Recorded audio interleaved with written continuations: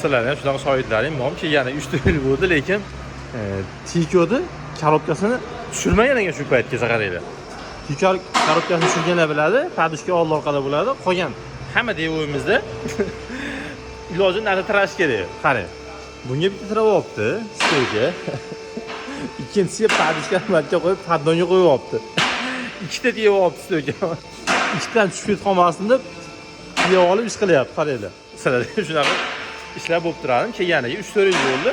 Hali Tiko korobka tushirilmagan ekan, qaranglar.